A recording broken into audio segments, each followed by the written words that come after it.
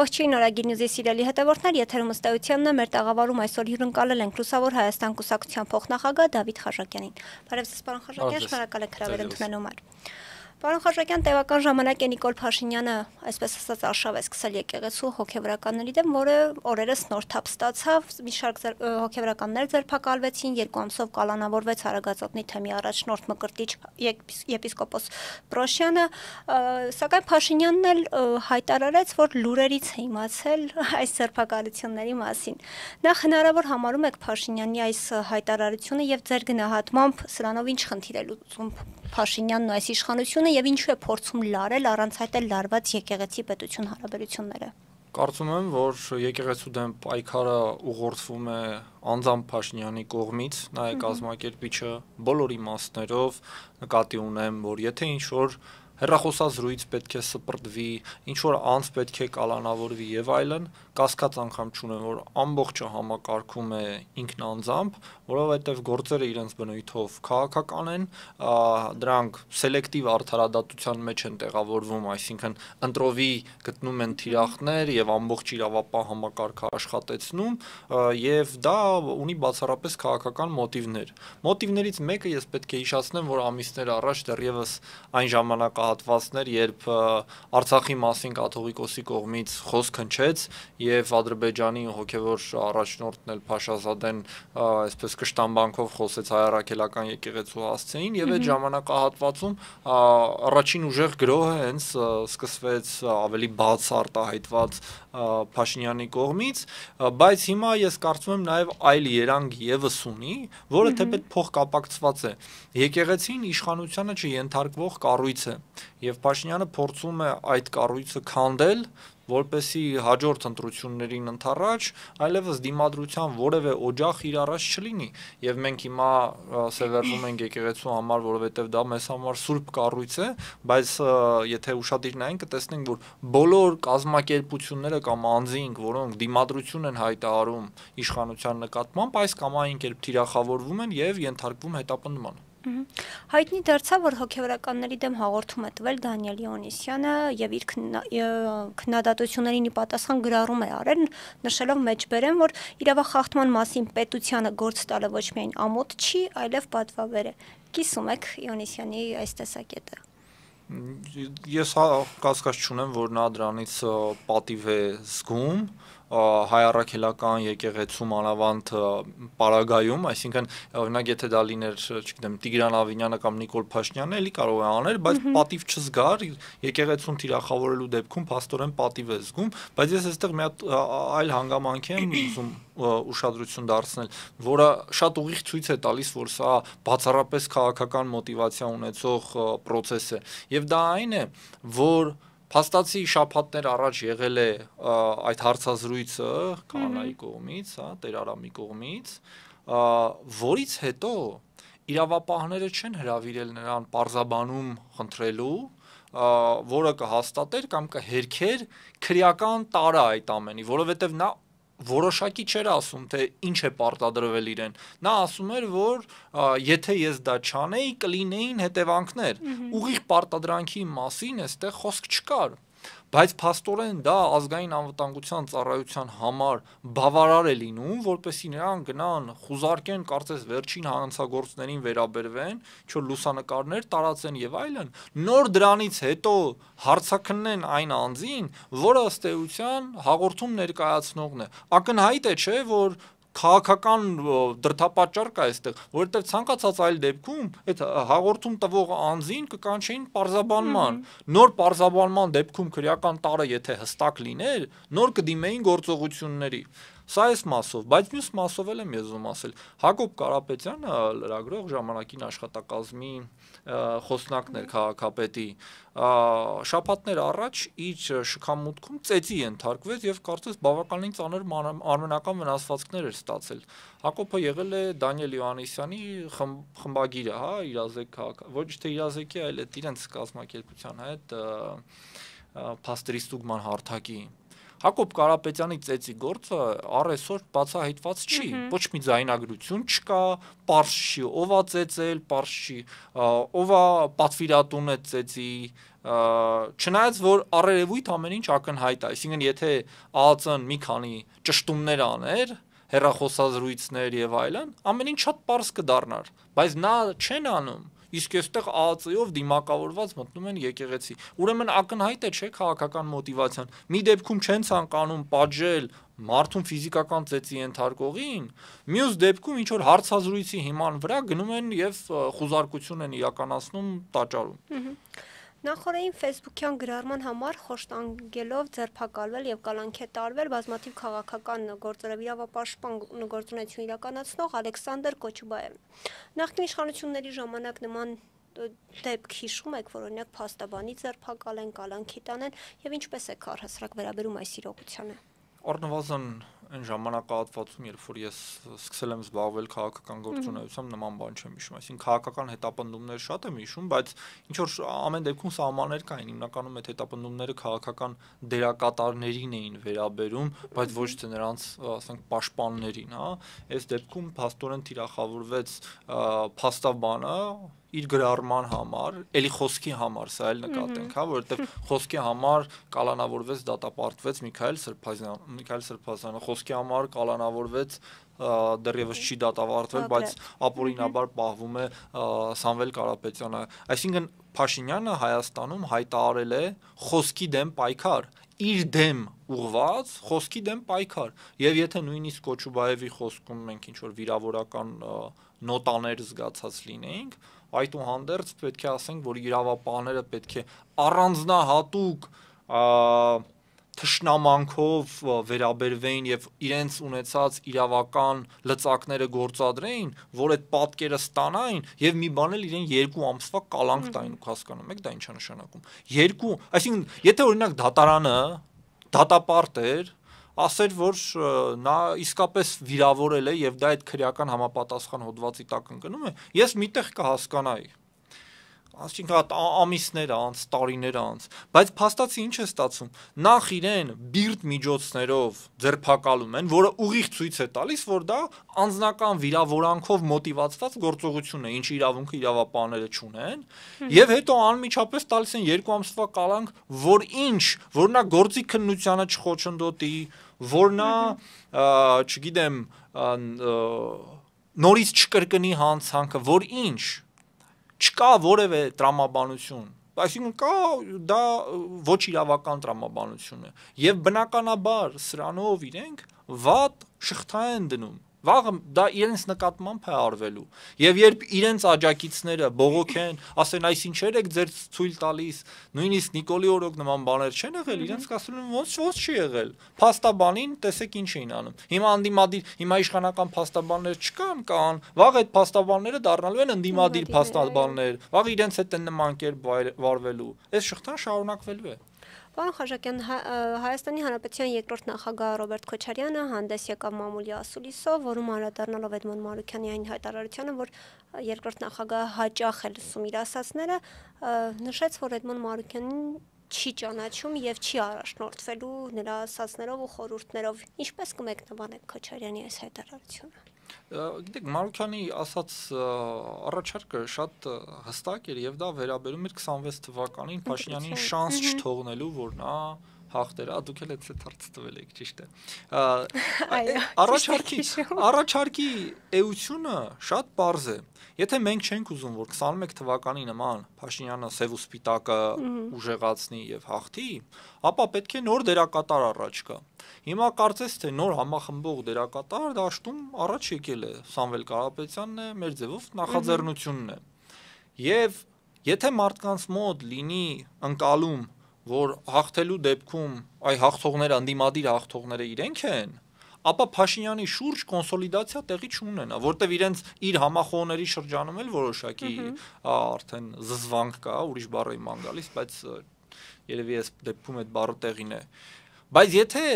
մարդիկ մտածեն, որ Փաշինյանից պետք է ազատվեն եւ նորից նախկին ռեժիմը վերադառնա, ինչպես հանրային կարծիքն է այդպես ընկալում 21 թվականից սկսած, ապա 26 թվականին մենք նորից խնդիր ենք ունենալու այս ռոպագանդայի դեմ պայքարելու եւ եթե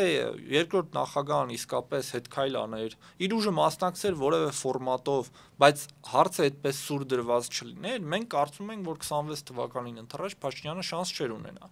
Երկրորդ նախագահան ձեր հարցին ի պատասխան կարծես փակեց թեման, ասելով, որ ես կմասնակցեմ եւ ես խնդիր չունեմ, նույնիսկ եթե ես երկրորդ ընդդիմադիր ուժը լինեմ, ես կմիանամ առաջին ընդդիմադիր ուժին։ Սա էլ է ինչ որ մոտեցում, բնականաբար ոչ ոք չի կարող արգելել իր մասնակցությունը, հասկանալի է եւ մնում է միայն մարդիկ տեսնեն ու հավատան, որ ուժերի բալանսը իսկապես այդպես է լինելու եւ որ այլընտրանքը Փաշինյանին ոչ թե նախկին իշխանություններն են, այլ մի նոր շարժում։ Ինչի մասին էր հայտարարությունը, որ Էդմոն Մարուկյանին չի ճանաչում Ռոբերտ Քոչարյանը ձեր գնահատմամբ։ Դե ասած անձամբ չեմ ճանաչում, այնպես չի կարող չճանաչել բնականաբար, անձամբ չի ճանաչում, որում ես կասկած չունեմ, ես էլ գիտեմ, որ Էդմոն Մարուկյանը բացարձակ չեմ լսում իր հարցազրույցները, որ մնաց իր ասածները լսեմ։ Դե գիտեք, ես կարծում եմ դա ավելի շատ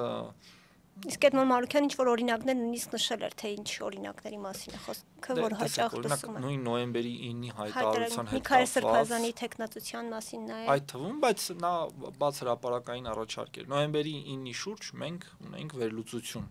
Դեռևս չէին ստորագրվել Վաշինգտոնյան փաստաթղթերը, եւ այդ վերլուծությունը նա շուրջ էր, որ մենք պետք է վերադառնանք նոյեմբերի 9-ի փաստաթղթին, եւ դա կլինի մեզ համար ամենաշահեկան դիրքը, որից հետո կրկին երկրորդ նախագահան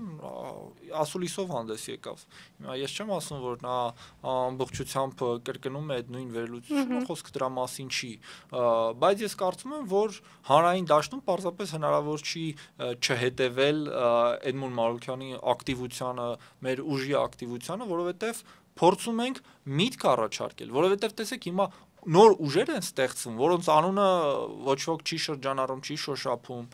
որոնք չունեն ոչ մի հետաքրություն, որովհետև քաղաքական միտք չեն կարողանում իրենք գեներացնել։ Իրենք ասում են մենք նոր ուժ ենք ստեղծել, մասնակցելու ենք ընտրություններին, այլընտրանք ենք լինելու, բայց քաղաքական product չեն ներկայացնում։ Ես կարծում եմ, որ Հայաստանում քաղաքական product-ներ ստեղծողները այնքան քիչ են, որ իրենց պարզապես հնարավոր չի չճանաչել, եթե ոչ անձամբ, ապա գոնե հանրային կերպով վստահաբար ճանաչում են։ Երեք Սամվել Կարապետյանի մեղադրանքը ծանրացվեց եւ նրա կալանքը եւս մեկ ամսով երկարացվեց։ Տեսակետներ կան, որ իշխանությունը վախենում է կարծես թե Սամվել Կարապետյանից եւ նրա ստեղծած ուժից։ Եվ ավելին Արամ Սարգսյանն էլ առաջարկում է, որ իշխանությունը որոշ ուժերի առհասարակ չգրանցի։ Նկատի ունենալով ենթադրաբար հենց Սամվել Կարապետյանի ուժի։ Ձեր գնահատմամբ որքանով է սա արժանահավատ եւ արդյոք Սամվել Կարապետյանի ուժը իսկապես իրական վտանգ է ներկայացնում այս իշխանության համար։ Այն որ Սամվել Կարապետյանի մեղադրանքը լրացվեց եւս ցույց է տալիս, որ սա քաղաքական հետապնդում է, որի նպատակն է նրան պահել անազատության մեջ, այն պարզ պատճառով, որ իրեն ի սկզբանե կալանավորել են խոսքի հարցազրույցի համար, որը բոլորս տեսել ենք, եւ քանի որ абսուրդ կլիներ այդ հայտարարության հիման վրա անձին ամիսներ շարունակ կալանքի տակ պահել, абսուրդ էր նաեւ այդ 2 ամիս նախնական կալանքը, ինչպես նաեւ Կոչուբաևի, հա մենք խոսեցինք նույն տրամաբանության մեջ է տեղավորվում, այսինքն մարդուն կալանավորում ես, որ ինքը ոնց չխանգարի գործի քննության, ինքը հրապարակային հարցազրույց է տվել, գործում ներգրաված անձ այլ չկա, դրա համար իրենք ստիպված եղան նաև համալրել այդ մեղադրանքը, որը կասկած չունեմ, որ դատարկ է, որևէ հիմք չունի, եւ այո, կարծում եմ, որ լուրջ սպառնալիք են տեսել 26 թվականին ընթരാճ Սամվել Կարապետյանի ստեղծվող ուժի շուրջ, որը ունի պոտենցիալ համախմբում իրականացնելու ընդդիմադիր շրջանում, որովհետև գիտեք ընդդիմադիր շրջանակները իրար չեն սիրում, հա, դա հայտնի բան է։ Հանրապետականները չեն սիրում Հայաստան դաշինքին, Հայաստանը չի սիրում լուսավորին, լուսավորը չի սիրում մյուսին, հա։ Բոլորին։ Չէ, բոլորին չէ, բայց ամեն դեպքում այդ հակադրությունները կան ու խորացել են եւ դժվար է լինում այս հորիզոնական հարթության մեջ լեզու գտնել եւ նման իրավիճակներում անհրաժեշտ է ինչ-որ հեղինակավոր դերակատար, որը ի վերջո կկարողանա այդ միավորումը իրագործել, եւ դու այլևս խնդիր չես ունենա հայտնվել մի միավորման մեջ, կապ չունի, այսինքն ես չեմ խոսում մենակ նախընտրական դաշինքի մեջ։ Ընդունենք ցույց է իրականացվում, հա, ես չեմ գնա Հայաստան դաշինքի կազմակերպած ցույցին, բայց ես խնդիր չունեմ գնալու մեր ձևով շարժման ցույցին, որտեղ կան նաեւ Հայաստան դաշինքի ներկայացուցիչներ։ Եվ իշխանությունը այստեղ բնականաբար այս վտանգը տեսավ վտանգ նաեւ Միքայել Աչապայանի հարցազրույցների մեջ, ով գուցե անձամբ քաղաքական դերակատար կարող է չլիներ, բայց իր հարցազրույցներով մաշեցնում էր իշխանության ռեսուրսը եւ ամեն ինչ անելու է իշխանությունը, որ այս անձանց պայի անազատության մեջ եւ շարունակի էլի մարդկանց տեղավորել բանտերը, մինչեւ 26-ին կկարողանա ընտրվել։ Եվ այո, ճիշտ եք նկատում, եւ Արամ Սարգսյանը, եւ այլ անձինք արդեն աննամոթաբար հրապարակային ասում են, որ եկեք այս ուժերին չգրանցենք ընտրություններին։ Սա է ժողովրդավարությունը։ Ինձ բացատրեք քվեաթերթիկները վերցնել, փոխելը, կեղծելը, մարդուն կաշառք տալ, ուղարկելը ընտրատեղամաս։ Ինչով է տարբերվում ընդդիմադիր ընտրազանգվածի ձայները պարզապես չգրանցելուն։ Թող փորձի իշխանությունը այդպիսի բան անի, ես համոզված եմ, որ դա բերելու է հանրային ընդվզման։ Այսինքն իրենք ուզում են մեր հասարակության համար ընդդիմադիր այլընտրանքին լրացնեն ու զրկեն այդ հասարակությանը ընդդիմադիր այլընտրանքից, թող փորձեն։ Նման փորձերը երբեք որևէ մեկի մոտ հաջողությամբ չեն պսակվել։ Մանավանդ այնպիսի երկրներում, ինչպիսին Հայաստանն է, որը սովոր չի տևական այսպես ավտորիտար կամ տոտալիտար կառավարմանը, չեն կարող նման բան անել։ Վատ ավարտ է ունենալու։ Ձեր կուսակցության նախագահ Էդմոն Մարուկյանը նույն հարցազրույցում, որ անդրադարձել էր Ռոբերտ Քոչարյանին, նաև նշել էր, որ իր համագործակցությունը տեսնում է Սամվել Կարապետյանի ուժի հետ, այս մասով ուզում եմ հասկանալ, ինչ-որ բանակցություններ վարվում են, ինչ-որ քննարկումներ եղել են, որտեղ Նարեկ Կարապետյանն էլ անպատասխան թողեց այս հարցը, չբացառելով, որ այդ համագործակցությունը կարող է տեղի ունենալ։ Գիտեք, այդպիսի ուժ դեռևս ստեղծված չի, դեռ կա նախաձեռնություն, հետևաբար չի էլ կարող լինել պաշտոնական քննարկում։ Մենք շարժման գաղափարական հենքի վարքագծի ընդհանրապես, հա, վերաբերյալ մեր դրական մոտեցումը սիմպաթիան ենք հայտնել, բայց ես ձեզ ուզում եմ այլ բան էլ ասել։ Նույնիսկ եթե նման համագործակցություն չլինի, որովհետև կարող է տպավորություն ստեղծվել, որ այ նպատակը այն է, որ մենք միասին գնանք ընտրություններին։ Չնայած դրան, որ դեռևս նախաձեռնության մասին չէր էլ հայտարարվել, Սամվել Կարապետյանը իր հարցազրույցը չէր ունեցել, մենք անցած տարվանից ասում էինք, որ պիտի խոշորացման գործընթացներ գնան, կոնսոլիդացիա տեղի ունենա, բայց ուզում եմ ասել, եթե նույնիսկ այդ կոնսոլիդացիան որպես այդպեսին չլինի, միևնույն է ինձ համար որպես Հայաստանի բնակիչ քաղաքացի առանցքային կարևորություն ունի, որ Հայաստանում ձևավորվի այլընտրանք Փաշինյանին, որը մեր ժողովրդի համար չի լինի մերժելի, ոչ մերժելի այլընտրանք,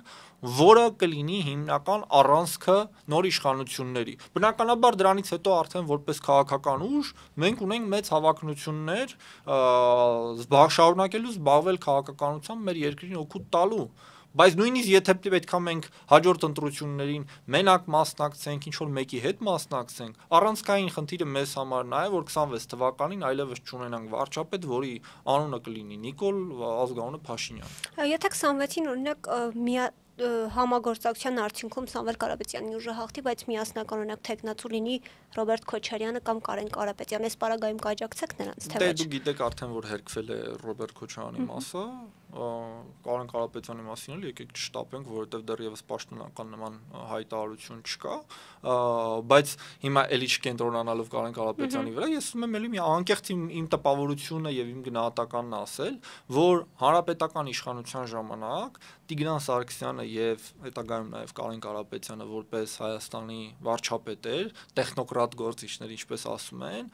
բացառիկ դերակատարում են ունեցել որոշակի կառավարչական համակարգերի ներդրման հարցերում։ Այս իմաստով ես իրենց որպես անձ դրական եմ վերաբերում, բայց սա չլինի որպես գնահատական մեր ձևովի տեխնացուին, որտեղ նման բան չի հայտարարվել, հա, ասեկոսեներ են, լուրեր են, որ տարածվում են։ Ես ընդհանուր առմամբ իմ պատկերացումն եմ ասում, որ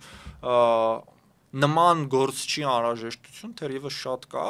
բայց գիտեք, սա էլ երևի կարևոր չի վարչապետի տեխնացուի հարցը։ Իմը պարզ է ասում են, որ մեր առաջնորդը Սամվել Կարապետյանն է, դա հասկանալի է մարդկանց համար, սա հասկանալի մոտեցում է։ Մենք էլ ասում ենք, որ դա կարևոր գործոն է 26 թվականին իշխանափոխության համար։ Եվ պարոն Խաչատյան, այսպես զրույցը ամփոփելով ընդհանուր քաղաքականությունից գանք Երևան քաղաք եւ Նուբարաշանի աղբավայրում օրերս նորից հրդեհ բռնկվեց հերթական անգամ եւ Տիգրան Ավինյանը այսպես շտապեց հայտարարել, որ դա դիտավորություն է, նա նշեց, որ խոսել է արդեն ԱԱԾ-պետի, ներքին գործերի նախարարության հետ, սակայն այս մասով կարծես թե մեղադրյալ չկա ոչ մեկին գետին չեն պարկացրել երկու ամիս կալանք չեն տվել։ Օրինակ այս կառույցները այս հարցում չեն կարողանում ոչինչ ձեռնարկել, բայց օրինակ հոգևորականների ձերբակալի հարցում այսպես ասած ճակերտավոր մեծ գործեր են իրականացնում։ Եկեք մի բան ընդունենք, որ Տիգրան Ավինյանը ճիշտ է եւ աղբավայրը դիտավորությամբ է այրվել, որի հետևանքը եղել է էկոլոգիական լրջագույն խնդիրը մայրաքաղաքի համար, 100,000-ավոր մարդկանց պատճառվել է առողջության վնաս, համայնքին պատճառվել է վնաս աղբավայրի այրման տեսքով եւ ընդունենք, որ Ավինյանը ճիշտ է եւ ինչ որ դիտավորության որևէ մեկը արել է։ Ինչու իրավապահները սա չեն բացահայտում, որովհետեւ իրավապահները զբաղված են հանրային ընդդիմադիր գործունեությամբ զբաղվող անձանց հետապնդելով, իրավապահները զբաղված են եկեղեցական գործիչներին հետապնդելով։ Դուք ոնց եք մտածում, համ նա անեն, չի լինում, կամ պետք է հետապնդեն եկեղեցական գործիչներին, որոնք քիչ չեն, այդքանին ոնց մեր ԱԱԾ-ն իր սակավ հնարավորություններով հետապնդի։ Համ էլ հետապնդեն այն մարդուն կամ մարդկանց, ովքեր այրել են աղբավայրը։ Ռեսուրս այդ մարդկանց չի հերիքում։ Թող ռեսուրս ավելացնեն, ԱԱԾ-ում նոր քննիչներ ավելացնեն, նոր դատավորներ ավելացնեն, ի վերջո այդքան կալանքի գործեր էլ պետքա քննվեն, որ ի վերջո մեր խեղճ իրավապահները հասցնեն նաև դատել քաղաքը էկոլոգիական ճգնաժամի առաջ կանգնացնող մարդկանց։ Ցավոք դե չի հերիքում ռեսուրսները, իսկ առաջնային խնդիրը սա է եւ ոչ թե քաղաքի ճգնաժամը։ Շնորհակալ եմ պարոն Խաչատյան զրույցի համար։ Իմ հյուրն է Լուսավոր Հայաստան կուսակցության փոխնախագահ Դավիթ Խաչատյանը։ Կհանդիպենք։